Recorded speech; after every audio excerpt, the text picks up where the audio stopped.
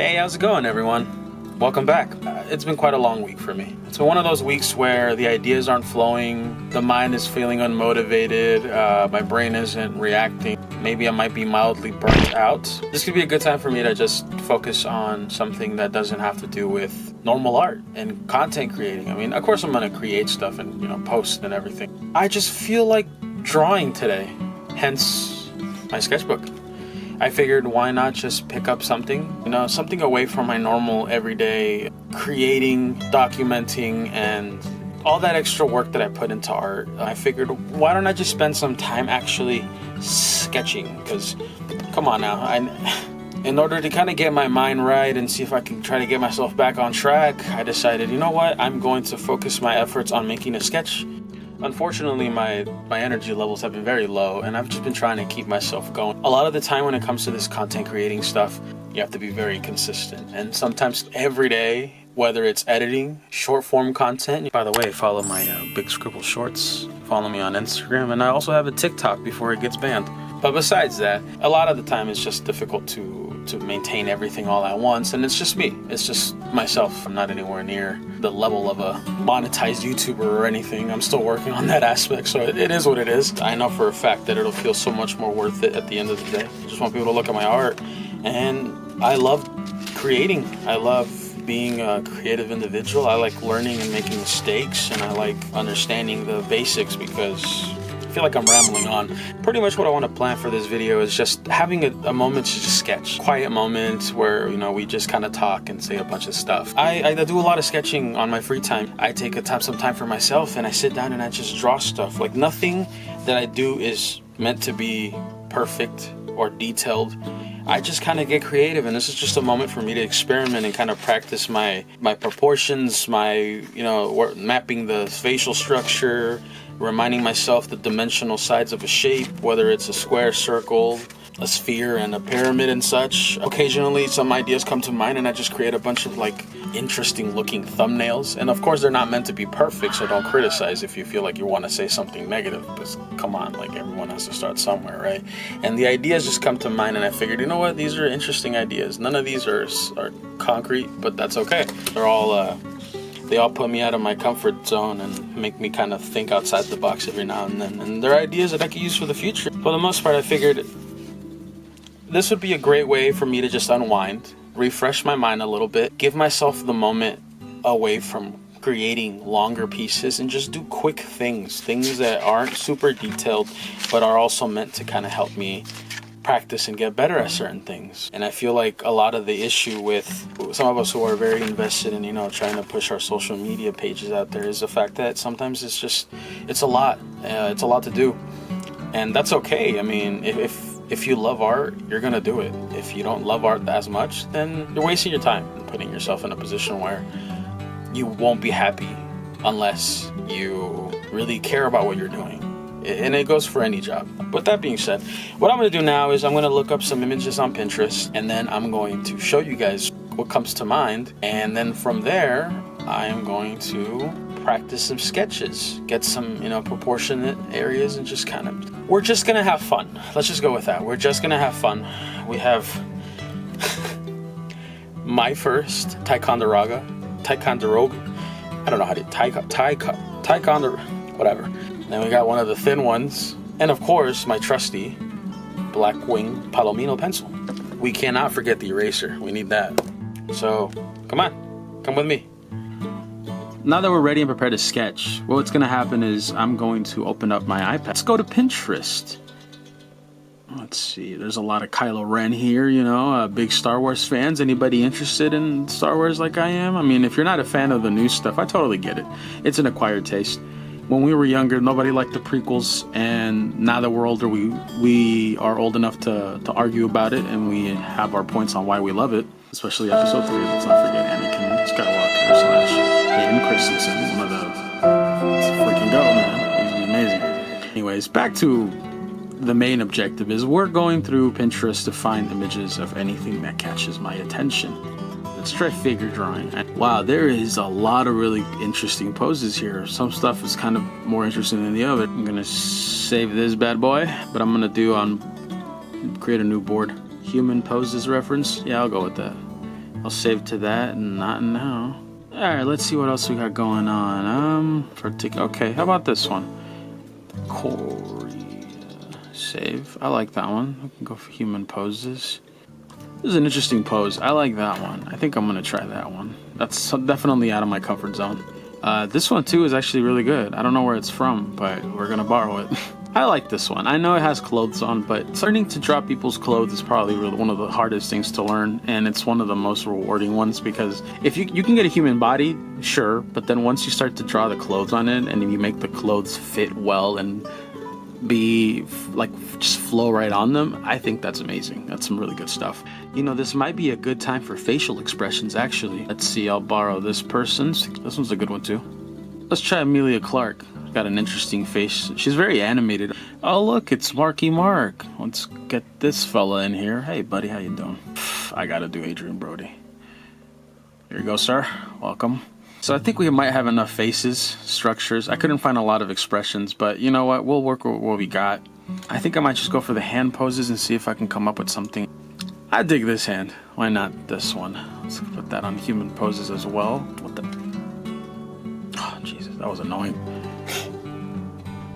I like this hand. Let's do this one. You know what? We're gonna go straight to our profile area. And we're gonna go to human poses. We have 18 pins. We got lots of hands. Then I got a bunch of famous celebrities. So now I gotta figure out, should I draw all of them or should I draw a few? So I think I'm just gonna wing it and see what comes to mind. Alright guys, well, before we get started, I just wanna let you guys know that I will be posting this pin board from Pinterest on the bio. But whatever the case is, I'll leave the link below. And you guys can jump in and check out the poses. You're only gonna be viewers. Don't even try to do anything funky, all right? But if you guys wanna join me in my little drawing adventure and our little practice and such, I invite you to check out the link and try it yourself. And if not, that's okay. Play the video while you're drawing your own references, and we can just have a little bit of an art chat. See where that takes us. Come on, get your sketchbook, get your pencils, and then an eraser. Sketch with me.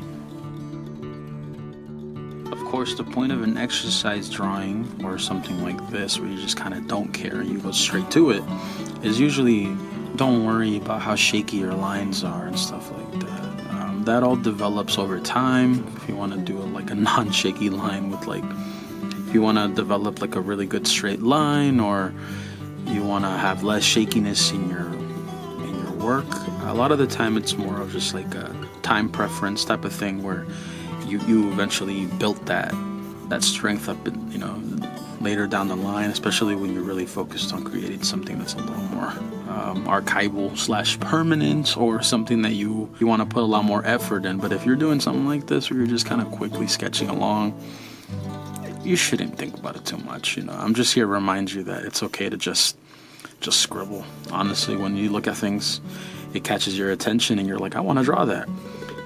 But you don't want to create a ginormous piece out of it. You just want to draw.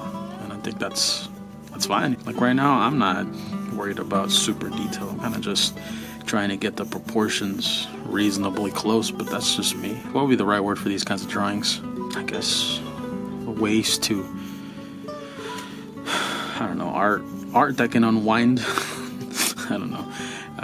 I never really have the right words to say when it comes to this kind of stuff, so don't expect me to be a profound philosophical type of guy. I have a lot to say, and I have a lot of opinions, and I'm a very talkative person, but when it comes to expressing certain concepts and certain ideas and certain thought processes, I don't have an elegant way of saying it. I kind of just say it, whatever comes to mind. Whether or not it makes sense to others, it makes sense in my head, and I feel like that's what matters a lot of the time. And if you're right there with me, awesome. And if you're not, that's totally fine. I'm not gonna get mad at you about it. I'm an easygoing person. I am just in it for the vibes, and I love to doodle. So right now I'm just kind of eyeballing things and just quickly just jotting down whatever the hell I see. I'm not too concerned about detail. Not too concerned about how perfect I have everything. I'm even less concerned about how well I can make the hand look like a hand now to do the quick shading. Just, when it comes to creating work like this, where you're just not really thinking about it and just kind of going straight at it, it can help you develop an eye for viewing. You know, you're not really necessarily trying it, but the thing we do as artists, we do something called eyeballing, where you take the time to look back and forth at your reference and what you're working on. And obviously you don't want to, you know, at this moment it doesn't matter if it's as perfect as it needs to be.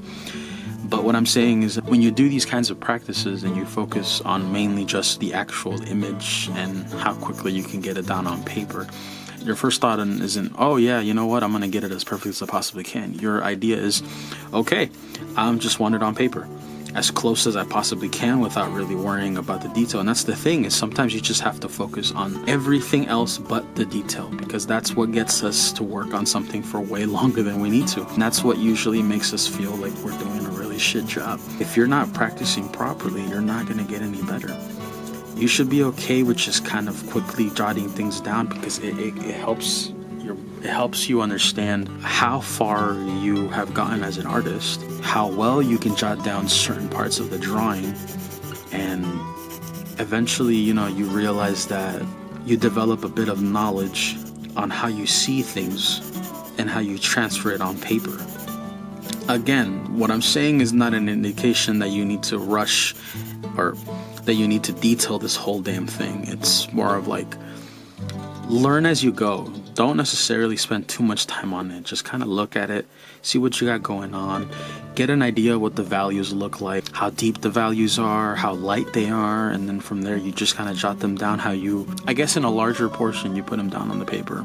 And you can come back later and look at it and be like, oh, okay, so then I see it like this, so this is like a very heavy, you know, you don't have to go in and out, and you don't have to go into it expecting to be as perfect of a piece, you know. You kind of just go in there and just start drawing stuff.